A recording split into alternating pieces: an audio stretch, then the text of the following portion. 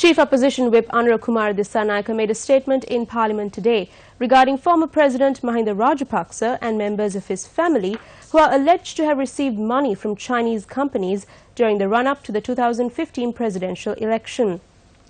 The JVP leader made the revelations during the adjournment motion debate on the recent exposé made by the New York Times. On the 5th of May 2012, Colombo International Container Terminals Limited, or CICT, a company which the China government owns a majority share, is alleged to have made a payment of $150,000 to Pushpa Rajapaksa, the wife of former Minister Basil Rajapaksa. The payment is said to have been made from a dollar account of the HSBC to a rupee account at the same bank. A sum of 19,410,000 rupees has been transferred from a rupee account to an account under the name Pushpa Rajapaksa Foundation at the main branch of the People's Bank, bearing the number 204-100-1500-3290 through a cheque numbered 594191 issued by CICT Company. What does the audit report say regarding this transaction? The amount paid by the company to Pushpa Rajapaksa has been recorded in accounts as an amount belonging to the CICT project. The agreement expires in 35 years. Once the agreement expires, the CICT dock will belong to us. When we get back the ownership, we have to make a payment to them. How do we make this payment? The payment must be paid according to the book value of the amount incurred for the development of movable assets and terminals. That book value also includes the amount paid to Pushpa. If someday the Sri Lankan government takes back the ownership of that dock, the Sri Lankan government will have to pay the amount given to Pushpa Rajapaksa as well. Aren't these frauds? Are these the people who shout about patriotism? The Rajapaksa family has to provide answers about these actions.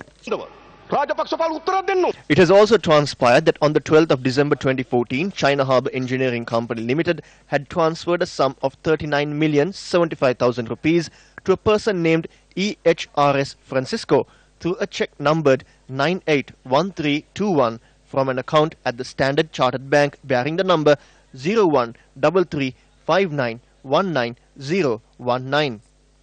On the 7th of January 2015, another cheque of 10 million rupees had been given to this individual.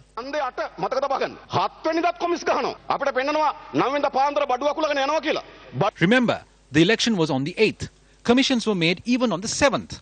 On the 9th, they show us how they are packing their things and leaving. So they are collecting checks before they leave as well. Remember who these people are. A sum of 25 million rupees was issued under cheque number 981328. On the 7th of January 2015, another 25 million rupees was issued under cheque number 981336. So these three checks alone totals to 89 million rupees.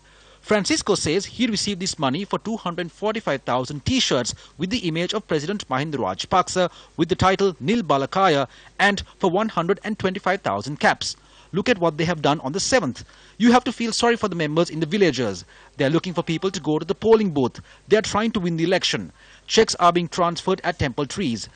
25 million rupees was transferred under cheque number 981333 and another 25 million from cheque number 981335. So that's 50 million here and 89 million there. That is approximately 140 million. All of this is transferred in a matter of 2 days. The main factor for this mountain of debt are these unsuccessful projects. If the companies which are delivering these unsuccessful projects are funding the president at that time, this gives us a justifiable argument that these projects were given to them solely for this money. On the 1st of January 2015, China Machinery Engineering Corporation, which built the Norachole coal power plant, had transferred 1,295,000 rupees from a Standard Chartered Bank account bearing the number 135898801 to a person named D.S. Jayasinghe.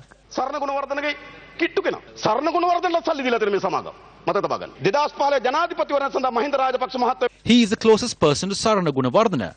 These companies had made payments to Sarana Gunawardena as well. A portion of this amount had been spent on campaign hoardings for Mahinda Rajapaksa during the 2015 presidential election. Saran hasn't spent all of it either. So these checks had been distributed to various places.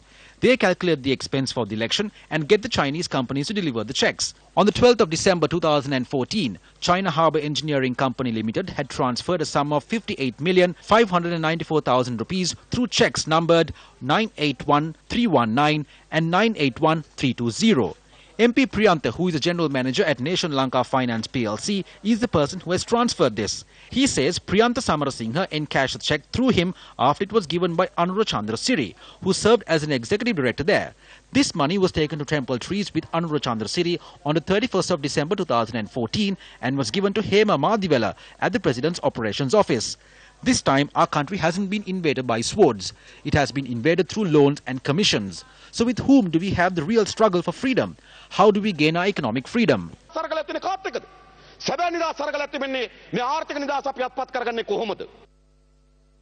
We exposed China's modus operandi on a number of occasions with examples from other countries as well. Now, what is done here is, first, China attempted to change state type, basically from democracy to autocracy. Okay. So you back an autocratic ruler. The idea is to remove democratic oversight. Once you remove democratic oversight, they get unsolicited contracts. And the second stage, the prescription is similar in everywhere. Now, then they increase the price of the contract. Then the government of the Maldives gives a sovereign guarantee to that increased price. But the asset value of what is done through the loan is $100 million. Okay. So, but the government obligation is $300 million. So we can, of course, obviously not pay back a $300 million debt with an asset value of $100 million. So the idea of increasing the price, or the level to which the price is increased, is to the level where the business plan fails. So then we are trapped in debt. You will not be able to pay that. So China is increasingly using debt as a disciplining agent. So they are using debt as a leverage on political issues. Work permits for foreigners are supposed to be given for work which no Kenyan can do. When a fellow Chinese who cannot speak English is manning a gate and Kenyans are looking for jobs, what are you talking about, you fellows? Let's get to the bottom of this matter quickly. Lastly, can we afford 1 million shillings a day? What are you saying? These people are like, this thing is going to become like the port of Sierra Leone and Sri Lanka. At a time when there are plenty of examples on China's business module, the present Sri Lankan government continues to work closely with them. The present government, in fact, criticized Chinese projects before the 2015 presidential election. And once they came into power, they decided to suspend the Colombo Port City project and days later recommence the project. They even leased out the Hambantota port to China for 99 years, citing that the debt for the project was a burden to the country. Therefore, the port was vested with a company that was established in a manner where a majority stake is owned by the Chinese. It has already been agreed with the Exim Bank of China to secure a loan for the construction of the first phase of the Central Expressway, and there are attempts being made to hand over the construction to a Chinese company as well. Recently, the Prime Minister also went on to state China is preparing to invest in a number of projects, including electricity and LNG plants. It was through the Cabinet Committee on Economic Management chaired by the Prime Minister and also saw inclusion of Minister Malik Samaravikrama that prepared the plans to enforce most of the Chinese projects and even launch new ones. When will Sri Lankan politicians learn a lesson?